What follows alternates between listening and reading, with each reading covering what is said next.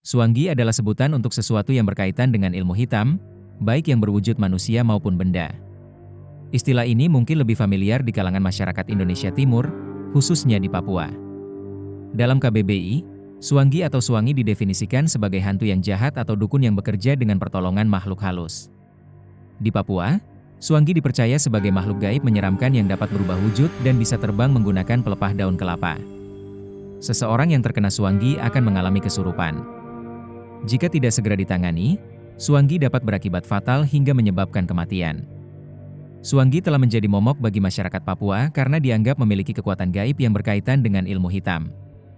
Penasaran apa itu Suanggi secara lengkap? Simak kisah misterinya dalam ulasan di bawah ini.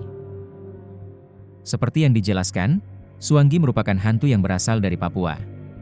Suanggi diketahui bisa berubah wujud menjadi binatang apa saja. Agar lebih mudah memasuki tempat tinggal korbannya, Suanggi sering menjelma menjadi cicak. Tak hanya wujudnya yang menyeramkan, perbuatannya terhadap korban juga sangat mengerikan. Konon, Suanggi adalah penduduk desa yang melakukan ilmu hitam dan memakan daging manusia untuk memperkuat sihirnya. Dalam kehidupan sehari-hari Suanggi adalah manusia biasa. Namun, karena memiliki ilmu melukai dan membunuh orang secara misterius, Suanggi kerap diminta oleh orang-orang tertentu untuk melakukan kejahatan pada musuh atau orang yang tidak disukai. Suanggi biasanya membunuh korban secara berkelompok. Ada dua cara yang dilakukan Suanggi untuk menghabisi nyawa korbannya.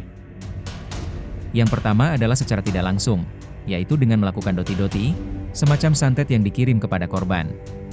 Sebelum mengirimkan santet, Suanggi akan membaca arah angin terlebih dahulu agar doti-doti sampai ke korban yang tepat.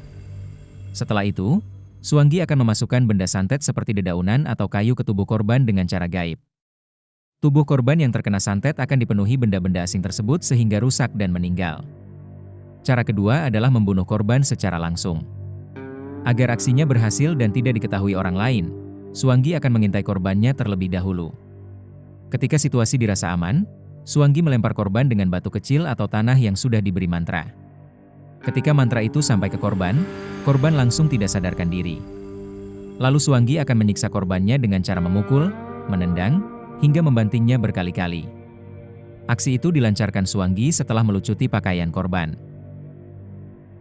Dengan begitu, tidak akan ada bukti kekerasan yang ditemukan di baju korban, kengerian masih berlanjut. Setelah membunuhnya, Suanggi lantas menjilat luka-luka yang ada di tubuh korban tersebut. Berkat ilmu hitam yang dimilikinya, luka-luka itu tertutup sendiri sehingga tidak ada memar ataupun luka yang tampak dari luar. Suanggi biasanya membangkitkan kembali korban yang dibunuh guna menutupi kejahatannya. Korban lalu akan mati sekali lagi di depan orang lain dengan cara yang wajar, misalnya kecelakaan, terjatuh, dan lain-lain. Setelah misinya berhasil, Suanggi akan menari dan menyanyi di depan rumah pengguna jasanya. Ia juga akan memberikan potongan rambut korban ke penyuruhnya sebelum mayat dikuburkan.